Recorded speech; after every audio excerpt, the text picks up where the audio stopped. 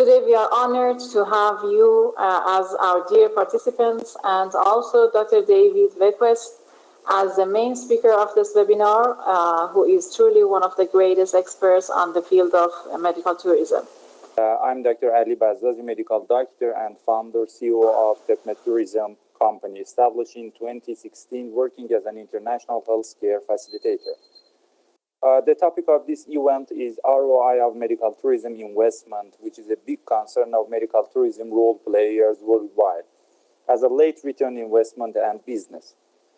On the other hand, we face and work on the health of human beings. So beside economic aspects, we should mention the quality of medical and healthcare services and morality aspects. In order to answer these concerns, TebmedTourism Company, with collaboration with HTDC, invite Professor David, founder and director of Center for Medical Tourism Research, CMTR, Vice President of Health Standards Institute, HIS, Professor in HEV School of Business, University of Incarnate Word, investor of Bloomberg Businessweek EDGE. My appreciation for his participation. We hope this event will be useful for all of us. As we discussed, it's going to talk about the ROI of medical tourism investments. And Dr. Ali touched on several of the things that we're going to be speaking to. And I'm very excited. This is going to be one of the best presentations my academic research center has done to date, because we're bringing to you 3 studies at least that have been going on within the center, which have not been revealed in the academic literature yet. So you're going to hear some fantastic news that many people throughout the world do not know about medical tourism. So a little bit about the Center for Medical Tourism Research. It's an academic research center. It's associated with a university in the United States, in Texas. It's been around since the 1800s. The university has, the center's been around for a little over a decade. We're focused on telling the truth about medical tourism, doing research and finding data information about medical tourism to present to the various stakeholders around the world. And as Dr. Ali mentioned, we're going to be talking about things we suggest that facilities, doctors, clinics, even regions and countries do, and things that they might be doing that aren't really helping the country out, the people out, the patients out, things like that. I've former healthcare executive and also a consultant. I've been a faculty member in a school of business, a named school of business for over 20 years now. And during my time of doing research on medical tourism, we've been featured throughout the world in everything from the New York Times to the Times of India to Travel and Leisure and Skiff and all across the world. We've devised national strategies for countries like Korea and Turkey and Malaysia and Colombia, and we've consulted with countries like Germany and Mexico and facilities and clinics all over the world. In addition, we've written a white paper for the UN and continue to do research that is published in academic journals and books. And so first, something that many people know is that medical tourism, in terms of its definition, is very broad. I'm going to show you here in just a little bit the various different subcategories of medical tourism, which includes health and wellness tourism. I consider it pretty much any health-seeking behaviors where people tend to go across borders or across regions in order to get access to it. And I'll show you that in a little bit. Also, you may be aware, particularly because the whole region, particularly around Iran, is one of the birthplaces of the original medical tourism, which occurred as early as the Egyptian civilization and the Roman civilization. So the drivers of medical tourism are primarily globalization, which is driven by technology, and also consumerization. These are making it so that consumers worldwide have many more choices about where they can go and what they can access in terms of healthcare. And this leads to consumers going many other places around the world than they normally would have.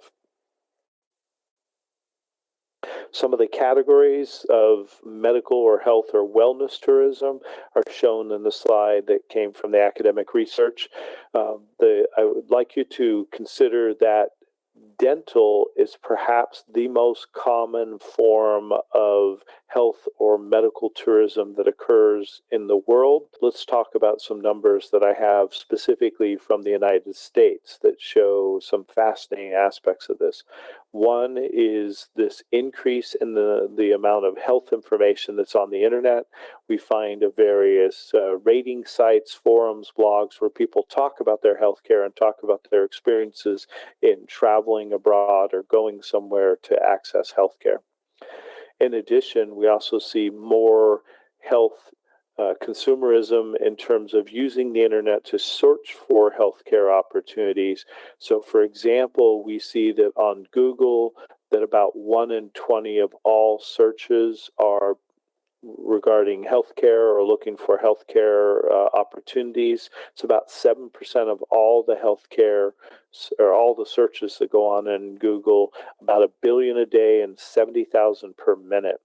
In the United States, research on American use of the internet found that the searching for healthcare or using healthcare related apps or websites is the third most common use of the internet. Number 1 is internet. Number 2 is social media. And then number 3 is looking for healthcare information. What types of patients are willing to travel? Well, it turns out it's actually a fairly small percentage of the total patient population. So within most countries, whether it's Iran, whether it's countries in Europe, countries in Asia, or even the United States, it turns out that typically it's a smaller portion of patients that are willing to travel outside of their region or outside of their country border for travel. Some research done here. I'm going to minimize my camera so you can see more of this. In some research done by Deloitte, what they found was that the online and on board and the out and about and the shop and save, these areas in the top right, there's probably about, say, 11 to 19% of people that are willing to travel outside of their border for healthcare. And that's the population that most medical tourism facilities are trying to reach. Industry best practices. Number 1 is most patients tend to go towards centers of excellence or interested in centers of excellence.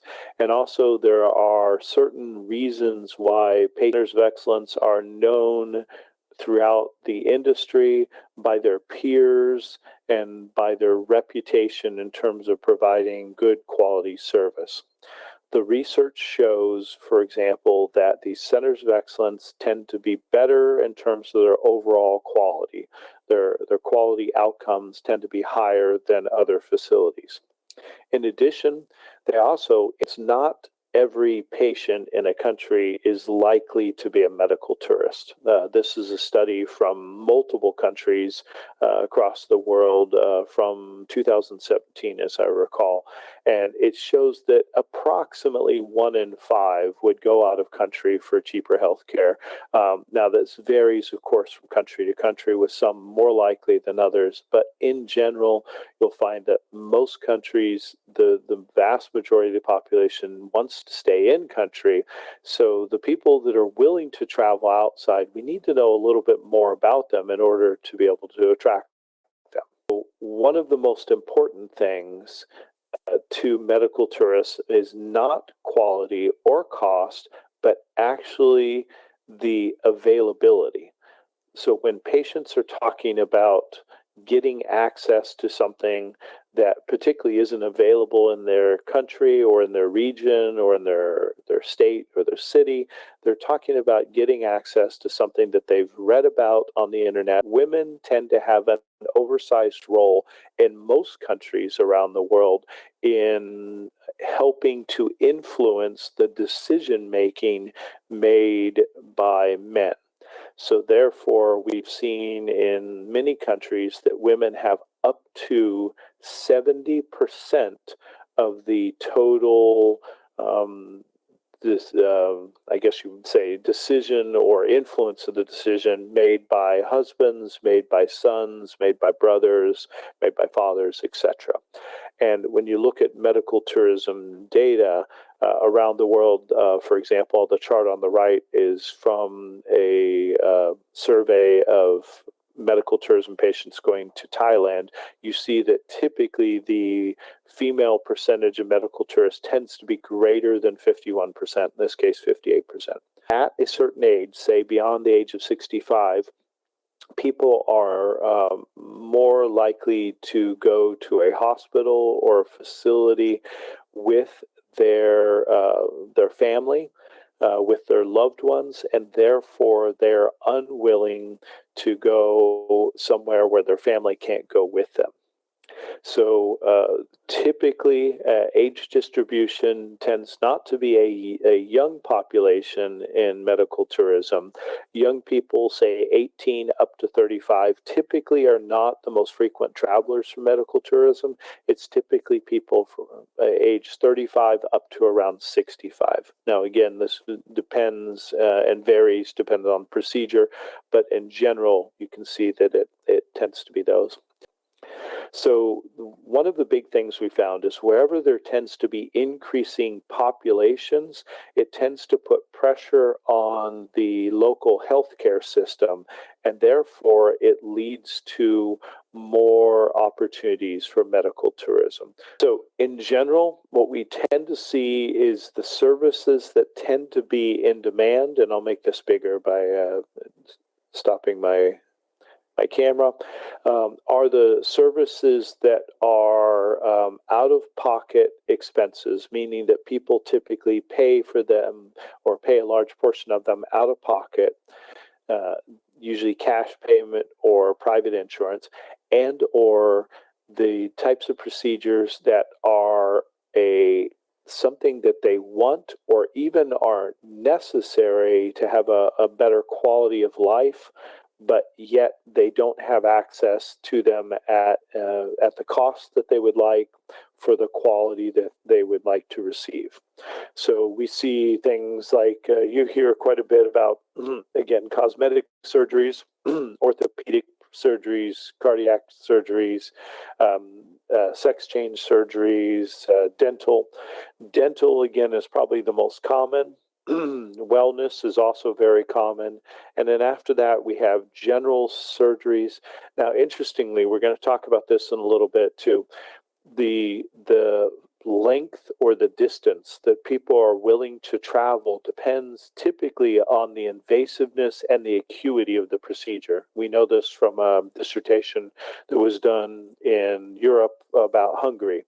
People that travel for a dental service that is light medical tourism, in other words, like teeth whitening, where they make their teeth look whiter, that can be done by crossing the border via car or bus or train or something of that nature, and it's done close to your country.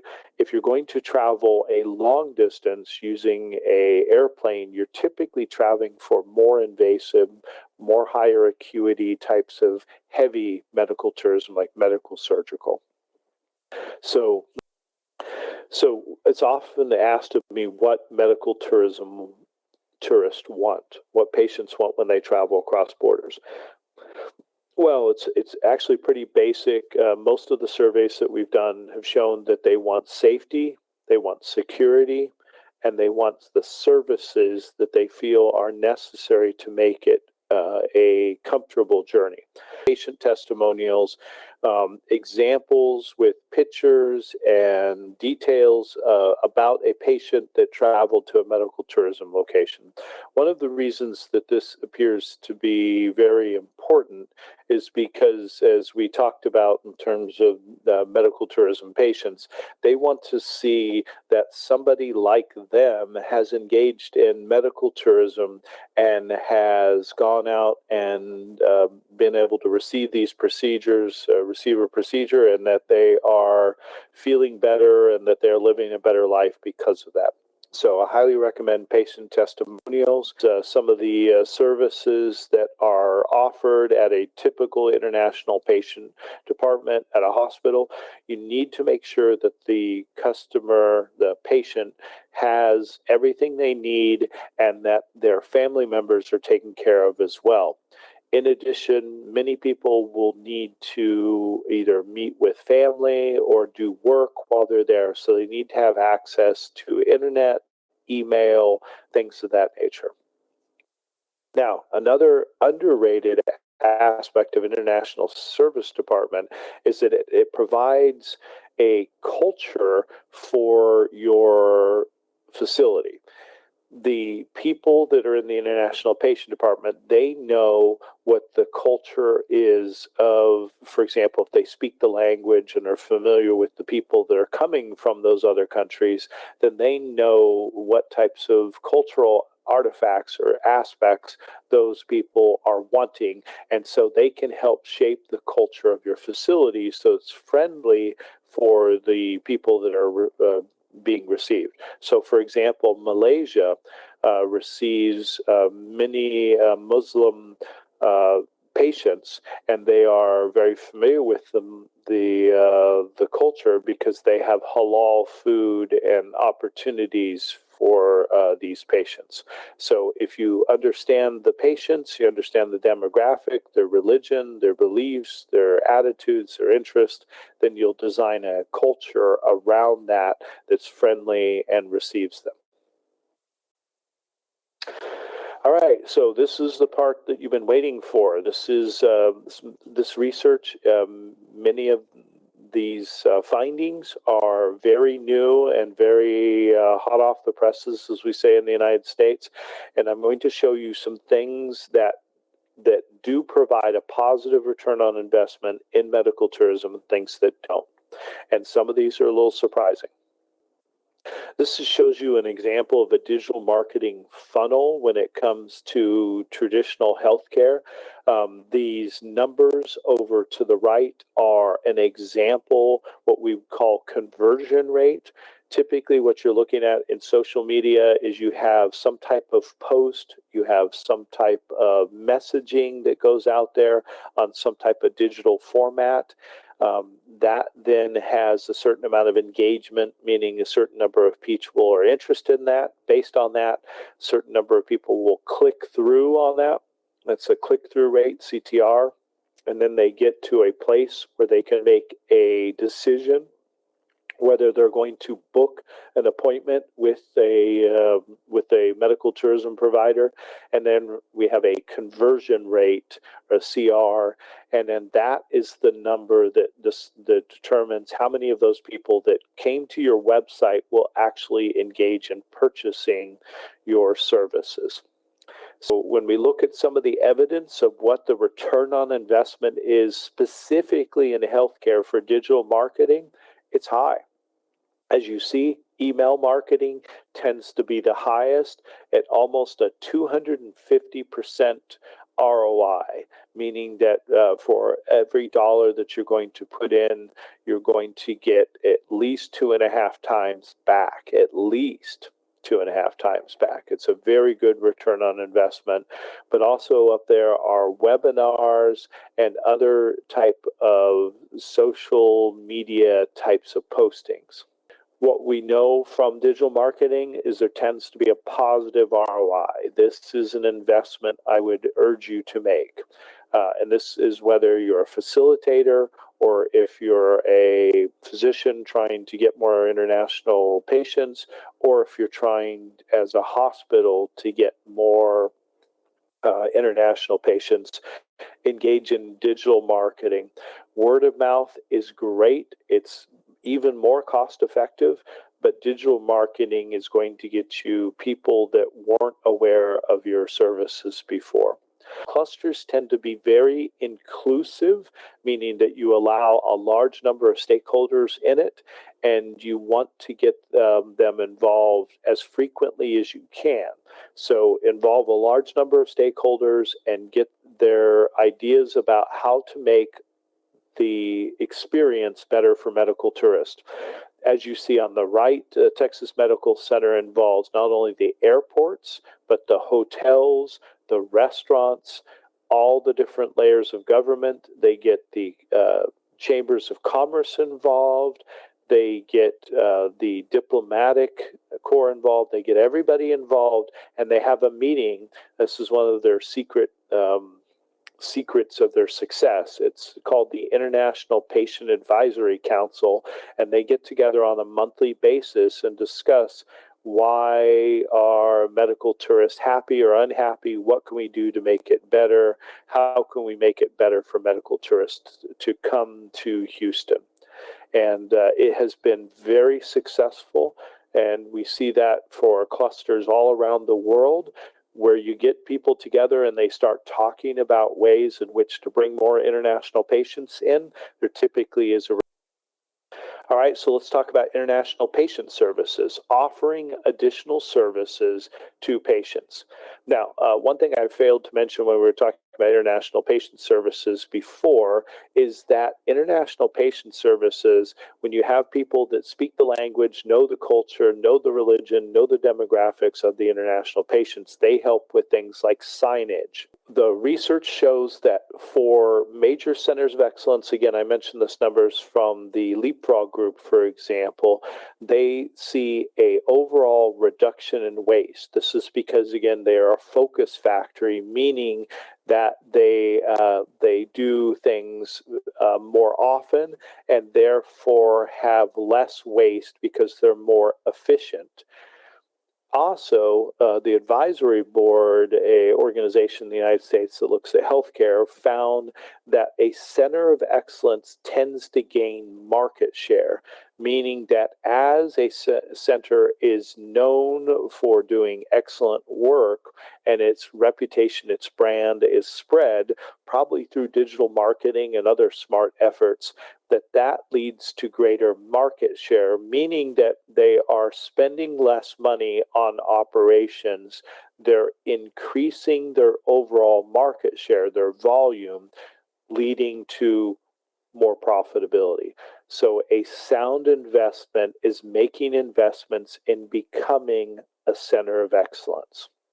And that is typically, again, defined by a industry or a specialty area, or perhaps by the customers themselves, the patients themselves. Doesn't seem to have JCI accreditation, doesn't seem to have the impact that many people in medical tourism think. We don't think it brings in more medical tourists. We think that JCI is a signaling strategy for facilities that are already bringing in medical tourists to show other people, to show the medical tourists that are coming there, hey, look, we're a good place. So I think it's more like Harvard in that these places don't have to get accreditation to get tourists, and many facilities that are not JCI accredited get medical tourist patients without getting JCI accreditation. It doesn't appear to be the investment value that people think it does. It does appear to perhaps help with standards and improve overall quality and improve efficiencies, and perhaps maybe even that it helps a little bit with patient satisfaction, but there's not a lot of support for that. So basically, does medical tourism help the local community? Our preliminary analysis as of just a couple months ago suggests yes. And this is the first time this has really been explored anywhere in the world. So it appears that economic growth leads to more money going into a country's healthcare system. That leads to more medical tourism, which then leads to better outcomes for the people in the country. Isn't this exciting? So medical tourism appears to help the countries that engage in medical tourism. So if you have more medical tourism clinics, hospitals, practitioners, dental clinics, whatever, that are bringing more patients into the country, the positive result of this. The idea is there a higher return on investment for medical tourism than for other types of investments in the country? We don't know completely. This is a theoretical model, but we do have some evidence. So, for example, from the country of Korea, they have seen that tourists that come into Korea for traditional tourism activities, people that go to the beach, people that go to a hotel, they go to see music, they go to see theater, they go to see art, they go to see museums, those types of tourists, traditional tourists that go there to have fun, enjoy themselves, eat and drink, those things, they tend to have less of an impact on the local economy than a medical tourist. Medical tourists typically spend somewhere around 2 to 3 times as much money on the local economy as a traditional tourist. So in general, if you could increase your overall percentage of medical tourists compared to traditional tourists, it's actually an advantage. Another finding that we know is that the retirement tourists, people that retire in your country from another country, they tend to have a very positive, strong impact on the local economy. People that retire in your country typically buy homes, they buy cars, they hire people to help them in their retirement years. They go to the movies, they go to restaurants, their family flies in to see them and stays in hotels. So retirement tourism also has a strong positive correlation with economic growth as well. So our beliefs are, and we're still validating this model, is that medical tourism investments have perhaps one of the highest or second highest overall return on investments to an economy. In other words, it's better than, say, having a mall, which would be like a retail location, which is there at the bottom end. It's better than traditional tourism, which has an impact and a positive impact, but not as high of an impact as medical tourism. It's probably even better than, for example, outsourcing service. As you're probably aware, countries like the Philippines and India do service outsourcing, where they outsource customer service and outsource those types of activities. That has a positive return on investment on a country, but probably not as high as medical tourism. And then also manufacturing, particularly high-end manufacturing, technology manufacturing, computer manufacturing, consumer commercial products. That has a good impact on a community, but medical tourism, we think, has an even better impact. The only thing that we believe at this time that perhaps has a better impact than medical tourism and retirement tourism is investments in very high-tech, creative innovation types of industries. So having Silicon Valley or technology companies or pharmaceutical companies, those may have a total greater impact than health tourism, medical tourism, wellness tourism in an economy. But again, that's just our belief at this point. Another very interesting finding came from the IFC. If you're not familiar, the International Finance Corporation is a part of the World Bank. The World Bank gives advice primarily for public entities about investments in countries, what they should do, how they can make the world a better place by making investments in certain types of industries and certain types of facilities. The IFC gives similar advice, but primarily for private sector companies, private sector organizations. A few years back, they had made some recommendations that one of the best investments that you can make into a community would be an investment in healthcare. And specifically, they suggested 3 areas of healthcare. One is they suggested that small hospitals by themselves didn't have efficiencies, didn't have perhaps a lot of knowledge or the ability to bring services to market in the best possible way. So to bring small hospital groups either together to purchase them or to give them more money, operating capabilities, and efficiencies. Another one was to have management, to develop management of hospitals and be able to create better managers for hospital systems. Hospital management is actually a very rare skill set. Clinicians are rare. Hospital management is just as rare, if not perhaps even rarer. And lastly, there's not enough people that have hospital management skills and clinical skills. So the education of hospital managers. So not only extending hospital management, having smart people that know how to run hospitals, run more hospitals, and then having more smart people that know how to run hospitals. These were the 3 areas that the IFC said were very necessary and required, not only in, say, Africa or Asia, but throughout the world. So from an investment standpoint, there are very few situations I've seen in my research around the world where investments in healthcare don't get you a positive return on investment. And these 3 specific ones are very likely to get you a good return on investment. Here's what we found is there tends to be 5 different factors that really make a medical tourism location successful. One is they have to act like or be a private facility. Public facilities tend to not do well in medical tourism unless they act like a private facility. So therefore, being a private facility or acting like it, being competitive, being innovative, being responsive to customers, those are all things that are very necessary in order to run a medical tourism facility.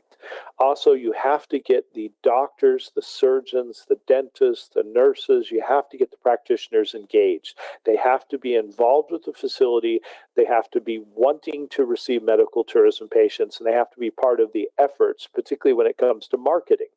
And so you see the next bullet is marketing. You have to engage in marketing.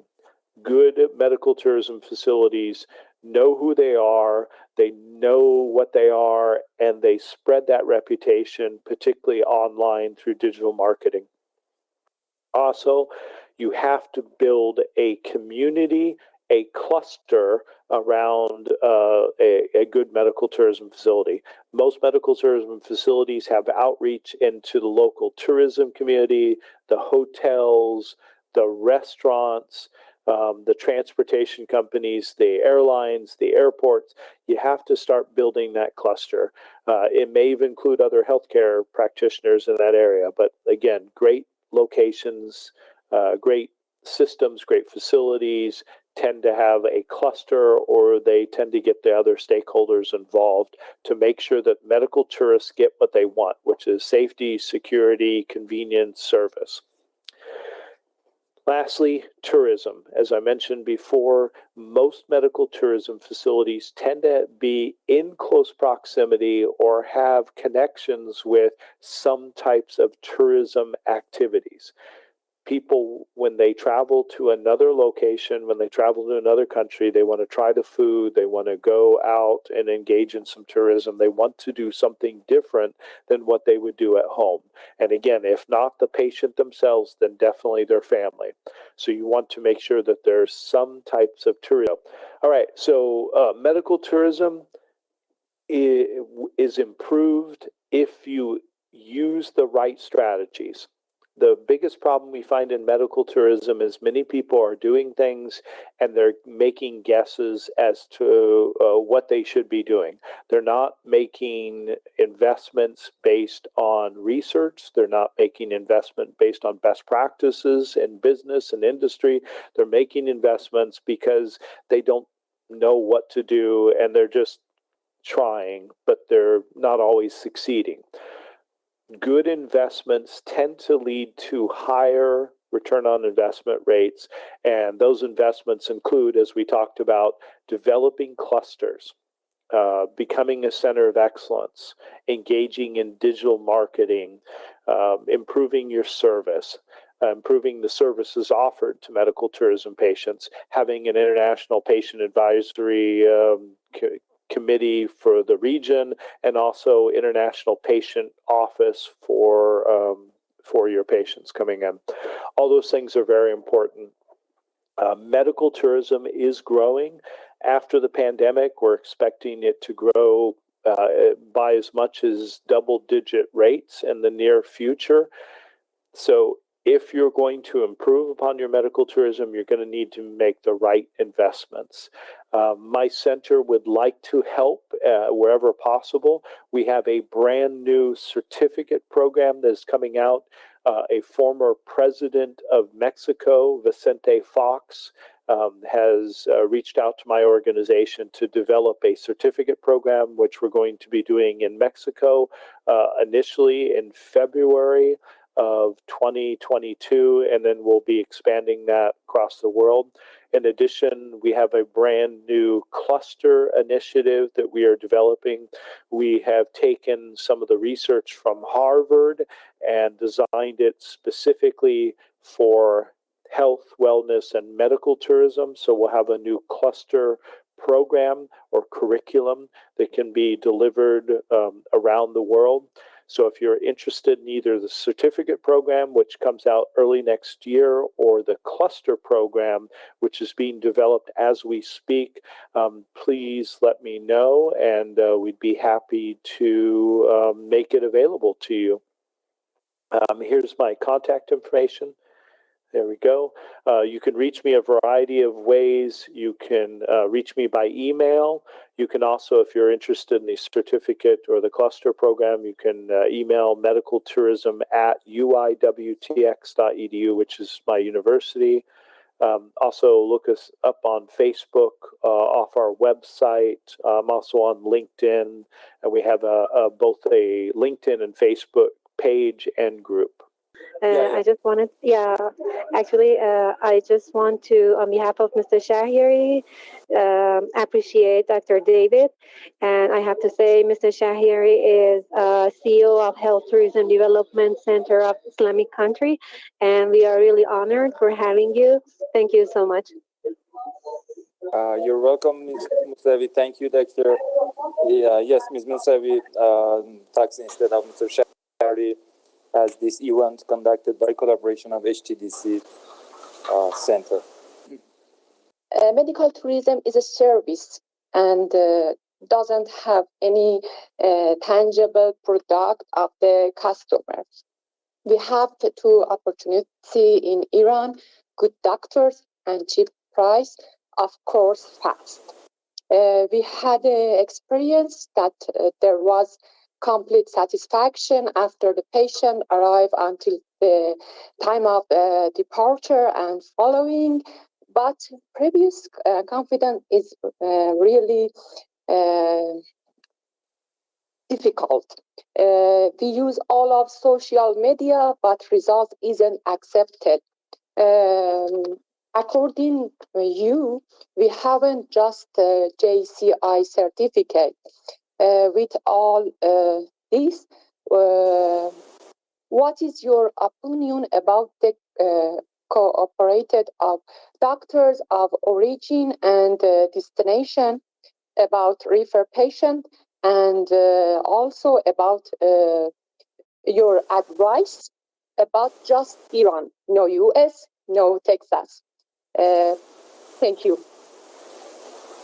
A great question. So, Iran is known around the world for having wonderful doctors and very well trained doctors. It's particularly well poised in the region, for the many countries around Iran do not have good health care, and so it can draw many, and has been drawing many people from around the region. So I suspect that that will continue. The difficulty is that I think, for example, the hospitals and practitioners in India engage in much more outreach, and they are much more aggressive on marketing. And so the one thing that you will have to do is to recognize that there's going to be incredible amounts of ongoing competition. Even countries that did not necessarily compete with Iran in the past, such as Pakistan, are going to increase in the future. I just saw that. There was another country I just saw. Anyways, countries like Malaysia are increasing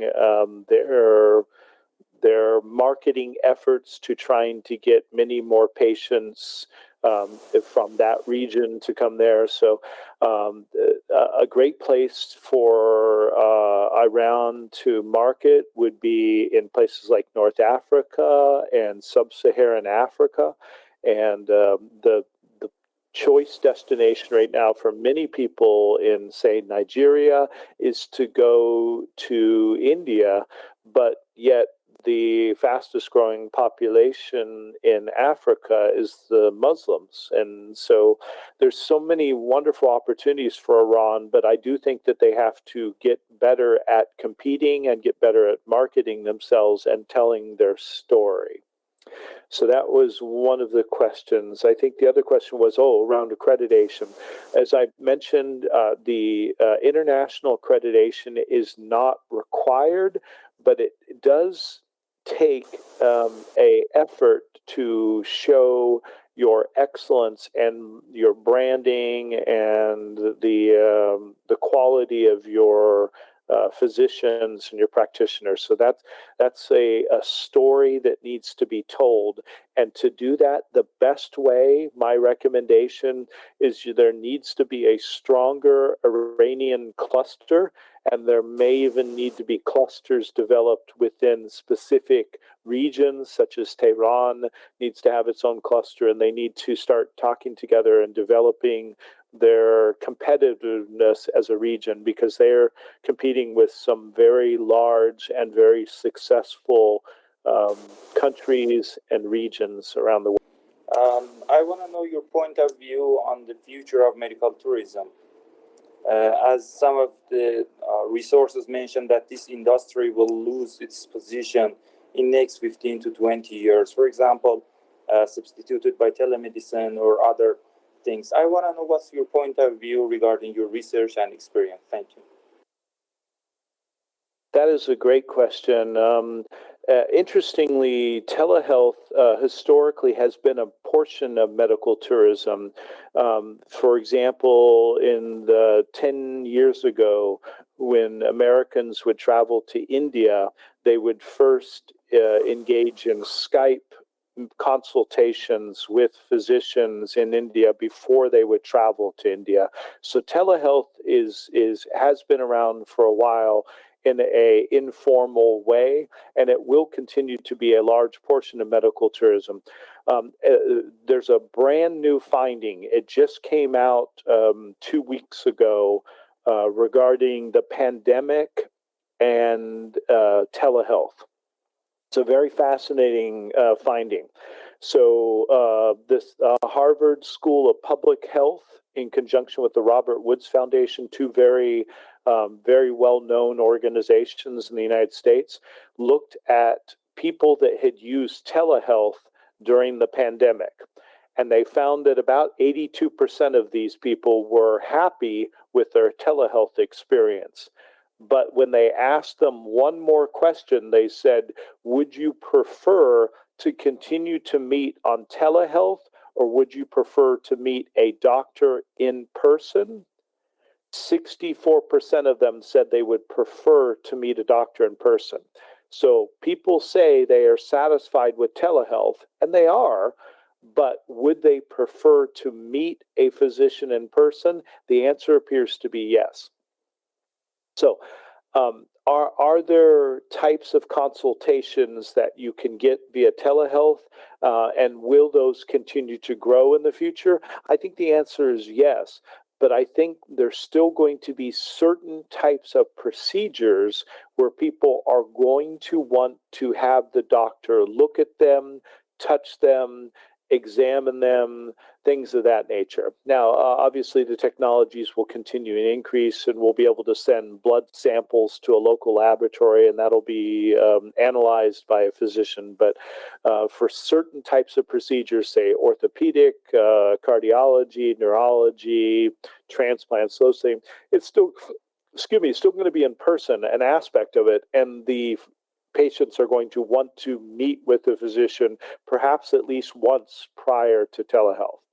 Now, when it comes to telehealth, remember, telehealth can be a profit-generating activity if you set up the systems so that you can charge people for visits, very similar to charging for an office visit. So in that case, telehealth becomes like medical tourism, where you're still going to get fees from paying patients. And if you had 100 patients that use telehealth with you and pay you a fee, that's almost as good as having one patient fly all the way across the world to visit with you. So there's still ways to make money in medical tourism. In terms of travel, we have data. This is very hot off the presses, as we say in the United States.